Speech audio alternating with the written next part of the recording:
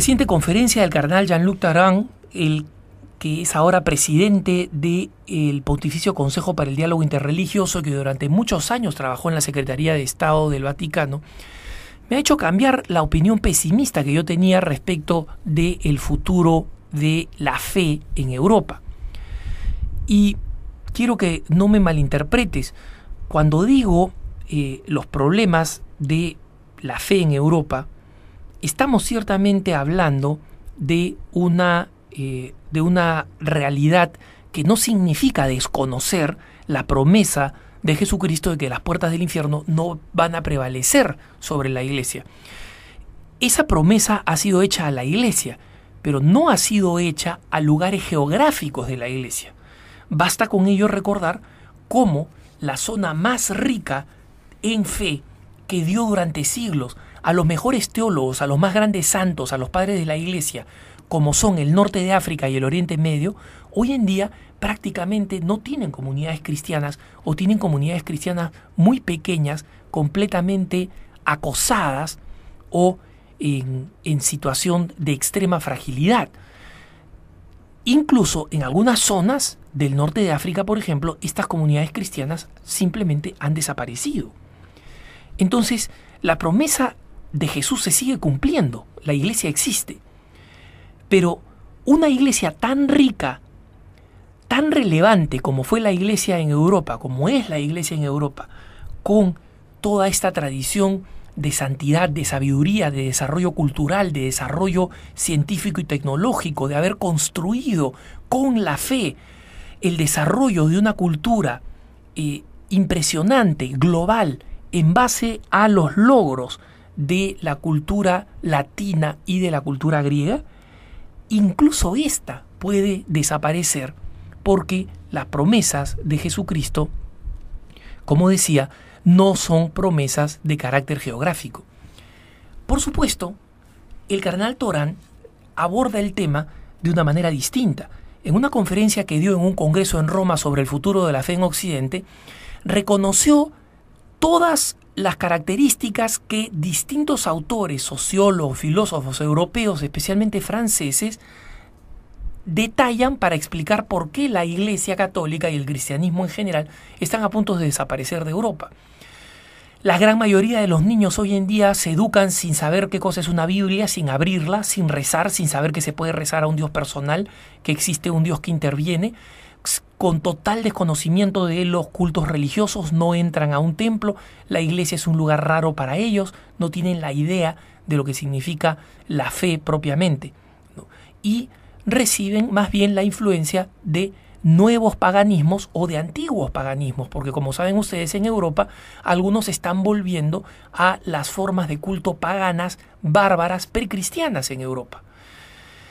Están acosadas además por una creciente incredulidad, por ateísmos de distinta forma, ateísmos teóricos, ideológicos o ateísmos prácticos, basados en la sensualidad, en el capricho y en el subjetivismo. Todo esto es verdad. Sin embargo, el cardenal Tharan señala dos signos interesantes.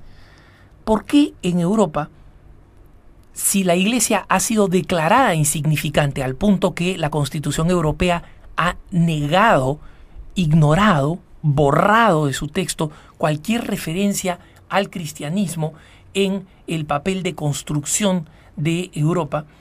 ¿Por qué la voz del Papa y de los obispos sigue siendo tan tenida en cuenta, aunque sea para criticarla e insultarla?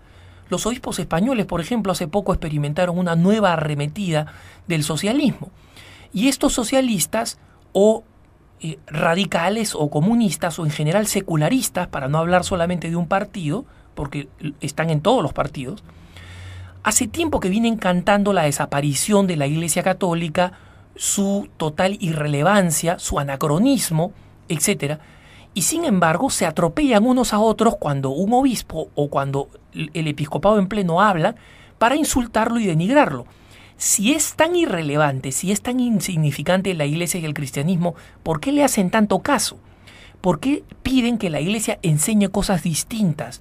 ¿Por qué dicen la Iglesia debería apoyar el preservativo, debería apoyar las relaciones prematrimoniales, debería apoyar tal y cual ideología o doctrina? ¿Por qué piden que la iglesia apoye si no significa nada? Yo no voy y le pido el apoyo a alguien que no es relevante, que no pesa y no significa nada.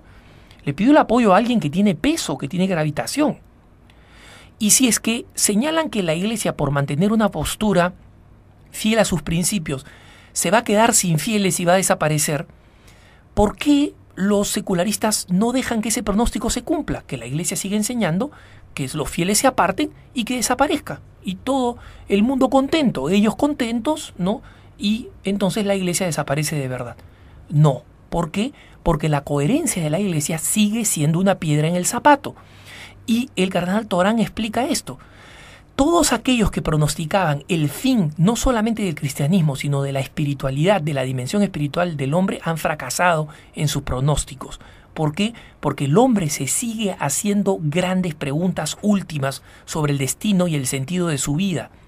Y una comunidad creyente, aunque sea minoritaria, pequeña, que siga dando testimonio de esperanza, es capaz de hacer resurgir el sentimiento de respuesta frente a esas grandes interrogantes, aunque no tengan experiencia cristiana. Y así, él señala que en el medio de una Europa desesperada, dividida por el comunismo y el capitalismo, surge de una de las zonas más marxistizadas, Polonia, un arzobispo que es elevado a la cátedra de Pedro, Juan Pablo II, y que se convierte en el ser en el mundo que es capaz de atraer a la mayor cantidad de jóvenes del planeta. Nadie, ninguna otra organización, ni concierto, ni ideología, ni doctrina, ni personaje es capaz de atraer a tantos jóvenes. Y en consecuencia, existen señales claras de que la Iglesia tiene una capacidad de renovarse, incluso en Occidente, que son impredecibles, son frutos de la gracia. Y así están las nuevas espiritualidades, los nuevos ministerios, las nuevas formas de organización laical, la nueva militancia de los laicos para defender la vida, la familia, el medio ambiente, la solidaridad, etc. Todos ellos son signos de una iglesia que se renueva, que es capaz de revivir y que va a mantener la garantía de su subsistencia en Europa si es que sigue siendo fiel a sus principios, si sigue siendo una iglesia orante, creyente y testimonial. Que tengas un buen día.